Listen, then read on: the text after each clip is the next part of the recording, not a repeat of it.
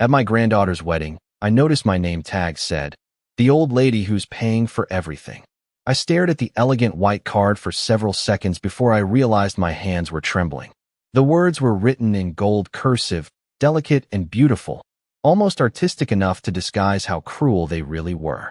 Around me, guests laughed softly beneath crystal chandeliers while a string quartet played near the ballroom entrance of the Grand Willow Hotel in Charleston. The entire place smelled like roses, champagne, and polished marble. Every centerpiece on every table had been chosen by me. Every glass of imported wine being carried through the room had been paid for with my money. And somehow, the only thing attached to my name tonight was humiliation. "Oh goodness, don't look so serious," my daughter-in-law Pamela said as she appeared beside me holding a champagne flute. Her diamond bracelet caught the ballroom lights as she laughed lightly. "It's just a joke. People love that kind of humor at weddings." I looked at her carefully. At 52, Pamela had perfected the kind of smile that never reached her eyes. Even after 20 years of marriage to my son Richard, I still couldn't tell when she was pretending and when she genuinely meant something. Maybe that was the problem. Maybe she had been pretending all along. "Of course," I said quietly, slipping the card back onto the table. "Just a joke." Pamela leaned closer, lowering her voice. "Besides, everyone already knows you made this wedding possible." Then she walked away before I could answer, greeting another guest with effortless charm. I stood there alone near table 7 while servers in white gloves carried trays of crab cakes and champagne through the crowd. For a moment, I considered leaving. I imagined quietly walking out through the gold ballroom doors, calling a cab, and spending the evening alone in my hotel suite with room service and silence. But then I saw my granddaughter Sophie across the room in her wedding gown, smiling nervously while her bridesmaids adjusted her veil, and my chest tightened. She looked so much like her grandfather tonight that it almost hurt to breathe. Robert would have loved seeing her this happy. He would have hated everything else about this evening. "Mrs. Carter," a young woman at the nearby table glanced awkwardly at my name tag. "I think there may have been some kind of mistake with these place cards." I offered her a small smile. "No," I said softly. "I don't think it was a mistake."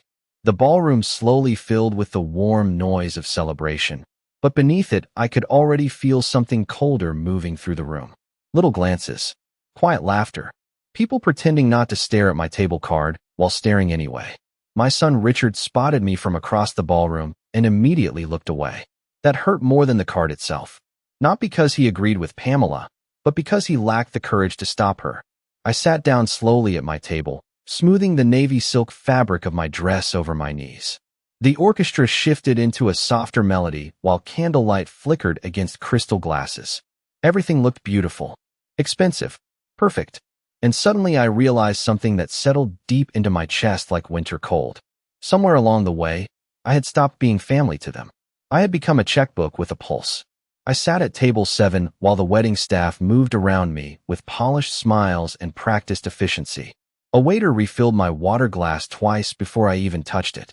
Somewhere near the dance floor, someone laughed loudly enough to echo against the ballroom ceiling. The sound made me flinch more than it should have. I kept staring at the floral arrangements in front of me because it was easier than looking at the guests pretending not to notice my place card. White roses, pale hydrangeas, and imported orchids flown in from California. Pamela had insisted on orchids because she said local flowers looked cheap in photographs. I remembered wiring the florist another $8,000 3 weeks earlier because the original arrangements were suddenly not elegant enough. At the time, I told myself it was worth it to make Sophie's day beautiful. Now I was not so sure. Across the ballroom, Pamela floated from table to table like a politician working a room before an election. Every movement looked effortless. Every laugh perfectly timed. I watched her place a manicured hand lightly against people's shoulders while she accepted compliments about the wedding. "Pamela, this is stunning." "Pamela, the ballroom looks incredible." "Pamela, you outdid yourself." Not once did she correct them. Not once did she mention who had actually paid for all of it. My son Richard stood near the bar speaking with the groom's family. He looked uncomfortable in his tuxedo, constantly adjusting his cufflinks the way he did whenever he was anxious. For a brief moment, our eyes met across the room. I thought he might walk over to me. Instead, he picked up his drink and turned away.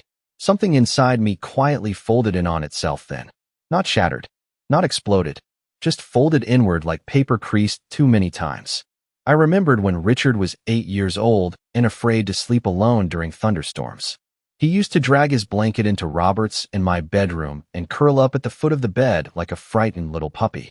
Robert would laugh softly and say, "One day he will become the kind of man who protects people instead of hiding behind them." I looked at my grown son now and wondered when that little boy had disappeared. "Grandma." Sophie's voice startled me gently. I looked up to see her standing beside the table, holding the edge of her wedding dress carefully above the floor. Up close, I could see the nervousness behind her smile. "You look beautiful," I told her honestly. Tears instantly filled her eyes. "Thank you for everything," she whispered. "I know how much you did for today." Before I could answer, Pamela suddenly appeared beside her daughter with a bright smile that felt too quick, too sharp. "There you are, sweetheart.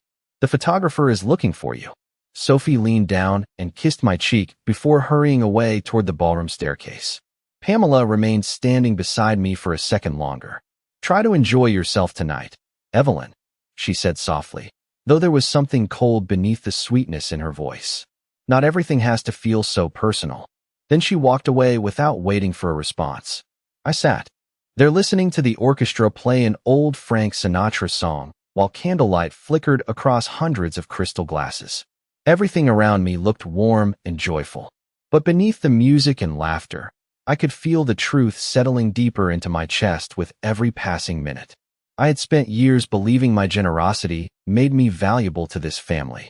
Tonight, I was beginning to understand that my generosity was the only reason I was still invited at all.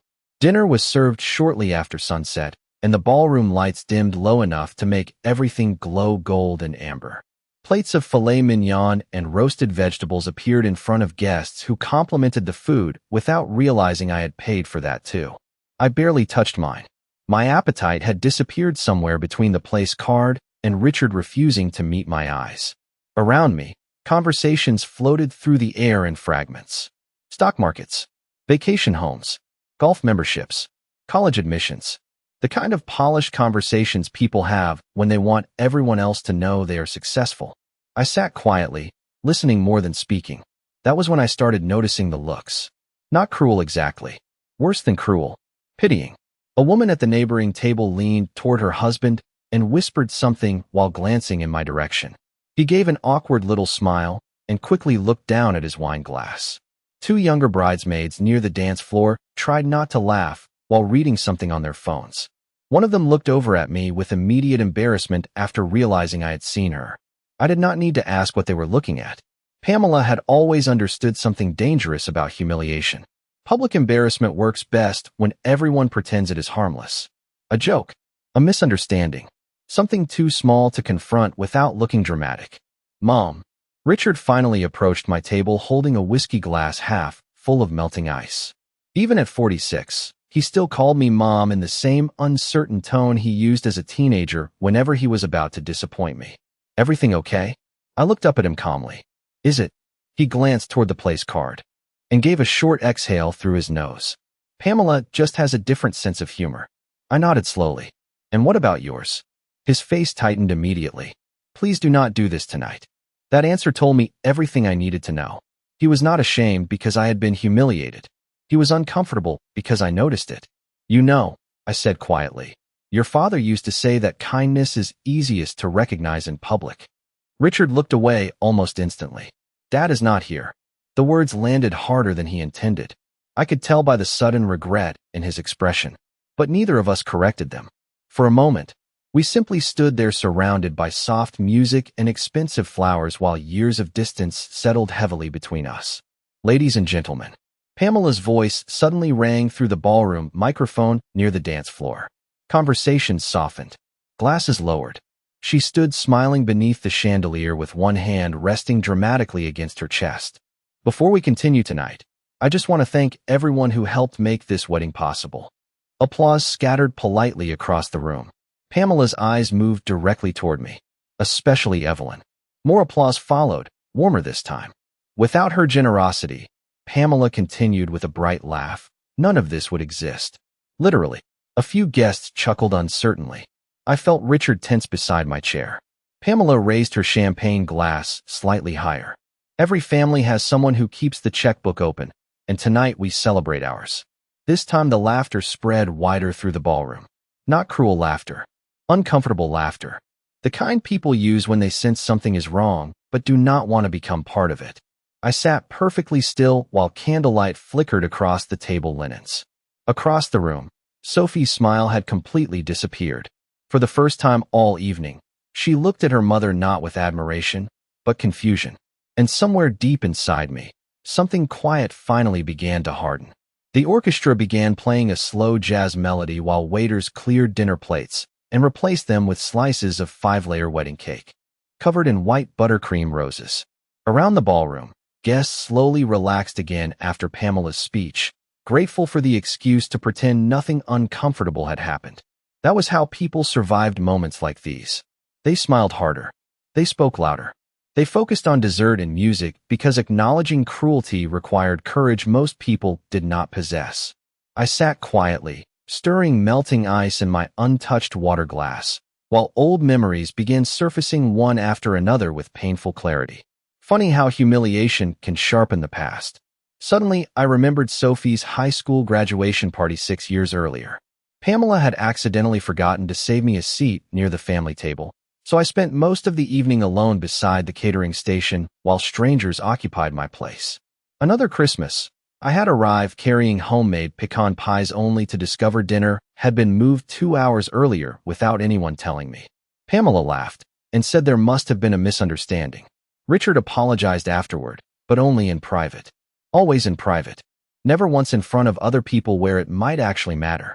Then there was the beach vacation in Florida 3 summers ago. Pamela posted dozens of photographs online.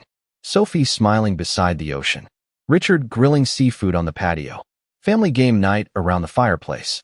In every picture, I was either cropped out entirely or standing somewhere blurry in the background holding drinks, folding towels, carrying bags. At the time, I convinced myself I was imagining things. Tonight, I finally understood the pattern. Pamela had spent 20 years slowly reducing me from family into function. Driver, babysitter, checkbook, backup plan.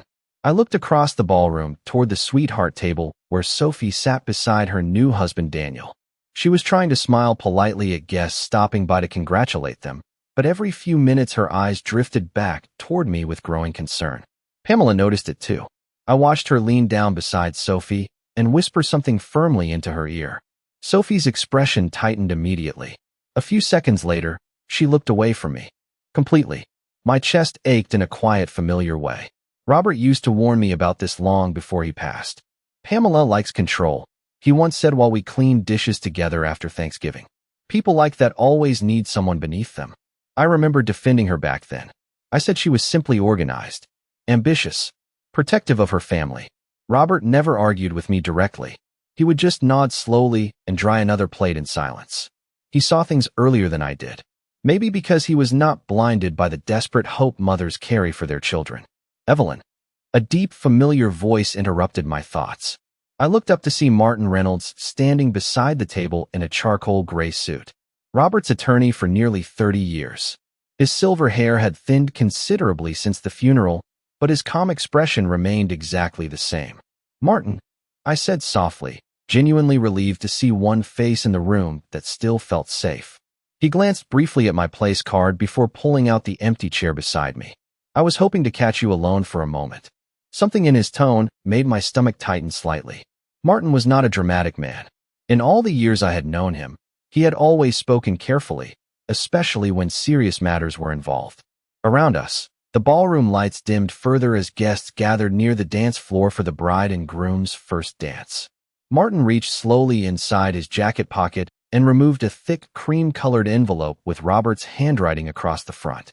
The moment I saw my late husband's name, the air seemed to leave my lungs all at once. For several seconds, I could not look away from Robert's handwriting on the envelope. Even after 3 years, the sight of it still affected me the same way hearing an old song suddenly does. Quietly, deeply. His handwriting had always been precise and slightly slanted to the right, every letter neat without trying too hard. I remembered watching him sign Christmas cards at the kitchen table while snow fell outside our Connecticut home. I remembered grocery lists written on yellow sticky notes. Birthday cards tucked beside my coffee cup every June. Strange how grief hides itself inside ordinary things until the moment you least expect it. Martin rested one hand gently against the envelope before I could take it. Robert asked me to wait before giving this to you, he said carefully. He hoped I never would have to. Around us, guests gathered near the dance floor while Sophie and Daniel prepared for their first dance as husband and wife. Camera flashes flickered softly across the ballroom. Someone dimmed the chandeliers another level lower. The entire room glowed with manufactured romance, while my pulse slowly began to quicken beneath the calm expression I forced myself to maintain. What is it? I asked quietly. Martin studied me for a moment before answering. Your husband changed portions of the family trust 6 months before he passed away. I stared at him in confusion. Robert and I had always handled financial matters together. There were no secrets between us. At least I thought there were not. Change them how? Martin lowered his voice further. He became concerned about certain patterns within the family dynamic. Such careful lawyer words. Family dynamic. As though humiliation and manipulation could be reduced into something suitable for legal paperwork.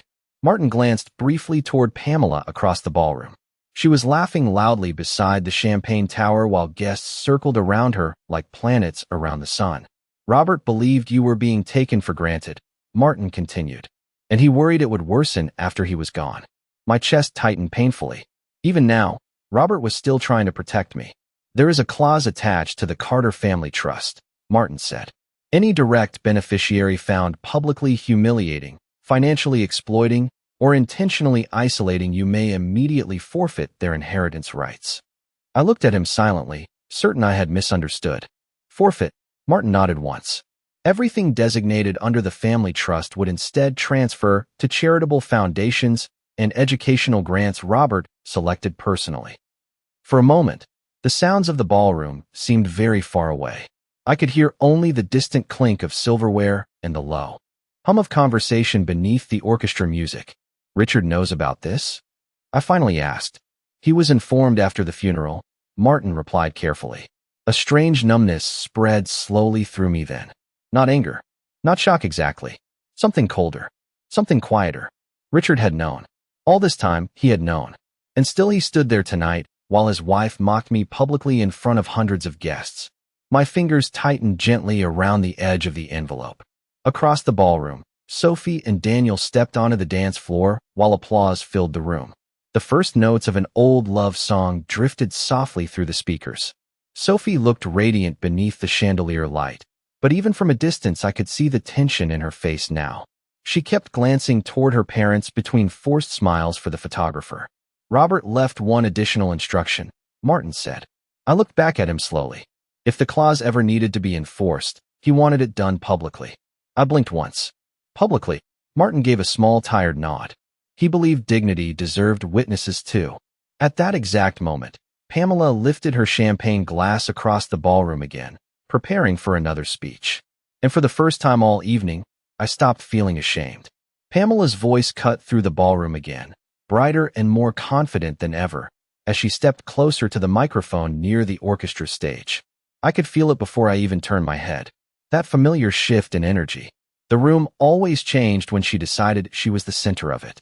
Guests quieted instantly, champagne glasses hovering midair, conversations dissolving into expectant silence. Before we move on to the dance, she said warmly, her smile polished like glass, I just want to take a moment to thank someone very special. My stomach tightened slightly, not because I did not know what was coming, but because I did. Pamela turned slowly, her eyes scanning the room until they landed on me.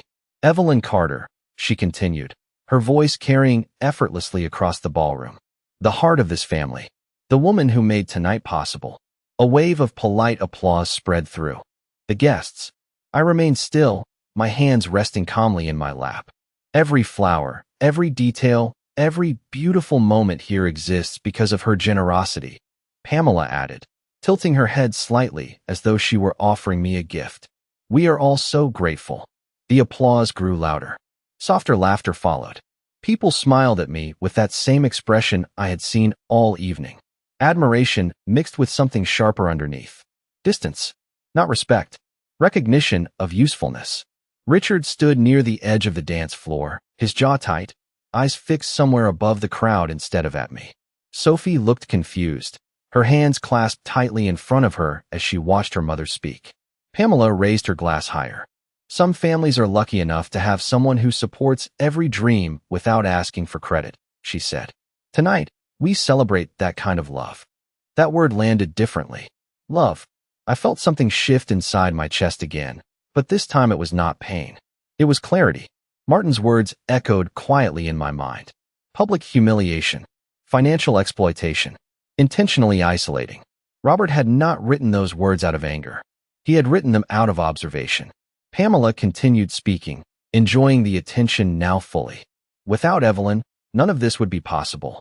And I think we should all show her just how much she means to us. The applause returned, louder this time. Some guests even stood. I noticed a woman at table 9 whisper something to her husband, who nodded, as if confirming a suspicion he had carried all evening. Pamela's smile widened. She believed she was winning something. Recognition. Control. Approval. But she had mistaken silence for surrender. I slowly stood from my chair. The movement was small, almost unnoticeable at first, but the nearby guests fell quiet as they sensed the shift. My chair made a soft sound against the marble floor as I stepped forward. Pamela paused mid-sentence, her smile flickering for just a fraction of a second before returning. Evelyn, she said sweetly, did you want to say something? I looked at her for a long moment. Not with anger, not with sadness, with something far steadier, understanding. Then I turned slightly toward the ballroom, toward the guests who had spent the evening watching me rather than seeing me. I could feel Richard tense behind me. Sophie's breath caught softly. Even the orchestra seemed to slow without instruction. Yes, I said calmly. My voice did not shake. It did not rise. It simply carried. I do have something to say. And for the first time that night, Pamela stopped smiling. I did not raise my voice. I did not rush my words. I simply stood there in the center of the ballroom as hundreds of eyes turned toward me, waiting for me to either collapse under the weight of embarrassment or try to defend myself in a way that would make it worse. Pamela stood a few steps away from the microphone, her expression carefully neutral now, but I could see the tension in her shoulders. She had expected silence from me, or maybe gratitude. What she had not expected was control. Thank you, Pamela, I said calmly, my voice steady enough to carry without effort. That was a very kind introduction. A few guests chuckled lightly, unsure whether I was agreeing with her or correcting her.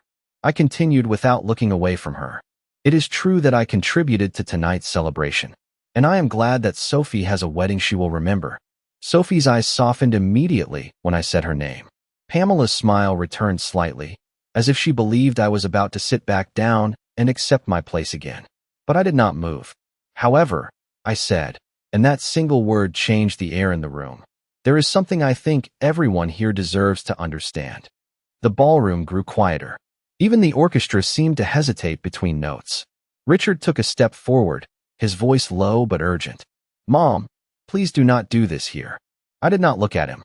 For too long, I had looked away from things that mattered. Robert used to say something to me. I continued, still addressing the room. He said that generosity without respect is just obligation in disguise.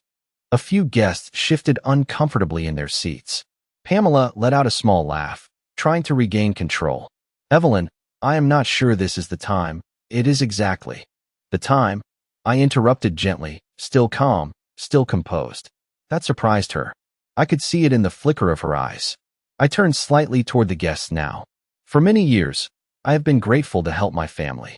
I paid for celebrations, supported transitions, and stepped in whenever I was asked. And I was asked often. I paused just long enough for that truth to settle. But somewhere along the way, help became expectation. And expectation became something else entirely. The room was silent now. No laughter. No whispering. Only attention. I reached into the small clutch purse at my side and pulled out the cream-colored envelope Martin had given me earlier. I held it in my hand, not opening it yet. Pamela's eyes locked onto it immediately. Richard's face went pale. Sophie took a small step forward, confused and worried. This, I said softly, lifting the envelope slightly so it caught the light, was written by my husband before he passed away. A shift moved through the room like a wave. Pamela's expression tightened. Evelyn, whatever that is, this is not appropriate for a wedding, she said quickly. I finally looked directly at her. Not with anger. With finality. You made it appropriate when you decided to turn me into a joke in front of everyone I know. A sharp inhale came from somewhere in the crowd. Pamela froze. Richard closed his eyes briefly, as if bracing for something he had been avoiding for years. I continued, my voice still even. Robert believed that dignity should not depend on silence. He also believed that people reveal who they are when they think there will be no consequences. I opened the envelope slowly. The sound of paper in the quiet ballroom was louder than any music. And then I began to read. I did not rush my voice as I continued reading from the envelope, but I could feel the entire ballroom tightening around every word as if the air itself had become heavier. The paper in my hands felt unexpectedly light compared to the weight of what it carried. To my wife, Evelyn Carter. I read softly, and for a brief moment I heard a few guests shift in their seats, suddenly realizing this was not a speech or a confrontation but something far more permanent. If you are reading this, then I am no longer there to speak for you, so I will let these words do it instead. My throat tightened slightly, but I kept going. I have watched how you have been treated within our family, especially in moments when you believed no one was paying attention. I want you to know I noticed. I always noticed. Behind me, I heard Pamela's breathing change. Not loud, but sharp enough that I knew she understood the direction this was taking. Richard stepped forward another half step, but stopped himself as if his body could not decide whether to protect me or escape the moment entirely. I continued reading. There is a difference between being loved and being used. I am afraid that difference has become harder for others in our family to see, but I trust you have not forgotten it. A faint sound of discomfort moved through the guests, like a collective realization forming too late to be avoided. Sophie covered her mouth slightly, her eyes already glistening with confusion and dawning understanding. I lowered the paper just enough to look at the room. This is not just a letter, I said quietly. It is part of a legal instruction my husband left behind. Pamela finally spoke, her voice breaking slightly under pressure. Evelyn, this is not necessary. This is a wedding. You are making a scene. I turned my head toward her slowly. No, I said, calm and absolute. You made the scene when you decided that humiliating me in front of everyone was acceptable entertainment. The silence that followed was complete. Even the music from the orchestra had stopped without anyone noticing when it happened. Martin stepped forward beside me now, placing a steady hand near the document in my grasp. For clarity, he said in a formal tone that carried easily across the room, I am the executor of Robert Carter's estate. This letter is accompanied by a binding trust amendment executed 6 months prior to his passing. Pamela's face changed immediately. The confidence she had carried all evening began to fracture at the edges. Richard looked at Martin as if he were trying to understand whether this was real or some misunderstanding that could still be fixed. Martin continued. The amendment specifies conditions under which inheritance rights within the Carter family trust may be altered or revoked. A soft gasp moved through the crowd. I felt my hands steady in a way they had not been steady all night. Not because I felt powerful, but because something long unclear was finally becoming visible. Pamela shook her head slightly, forcing a small laugh that sounded strained even to her own ears. This is ridiculous, she said quickly. You cannot bring legal documents into a wedding like this. Martin met her gaze without hesitation. The legality of the timing is not in question, he replied. The behavior described is. Richard finally turned toward me fully. For the first time all evening, he was not avoiding my eyes. He looked afraid. Not of me, of understanding. And I realized then that silence had not protected me for years. It had only delayed this moment. I folded the letter slowly, my voice soft but steady as I spoke one final line. Robert did not leave this to punish anyone, I said. He left it so that truth would eventually have a place to stand. I stood still as the final words of Robert's letter settled over the ballroom like a weight no one could ignore. For a moment, no one moved. No one spoke. It was as if the entire room had been suspended between what they believed they knew and what they were now forced to face. Pamela's face had gone pale in a way I had never seen before. The confident smile she wore all evening was gone completely, leaving only something fragile and unsteady beneath it. Richard looked like he had forgotten how to breathe properly. Sophie's eyes were filled with confusion and hurt. shifting between her parents and me as if she were trying to understand which version of her family was real. Martin stepped slightly forward, his voice calm but firm. "The conditions outlined in the trust are now officially in effect," he said. "Any actions defined as public humiliation or intentional financial exploitation of Mrs. Evelyn Carter are subject to immediate review under the terms established by the late Robert Carter." A murmur spread through the guests, no longer polite curiosity but discomfort and realization. People were beginning to understand that what they had witnessed earlier was not just an awkward moment at a wedding. It had consequences. Pamela finally broke the silence, her voice sharper now, losing the sweetness she had carefully maintained all evening. "This is absurd," she said quickly. "You are turning a family celebration into a legal performance." I looked at her quietly. "I did not turn anything into anything," I replied. "You did that when you chose to reduce me to a punchline in front of everyone in this room."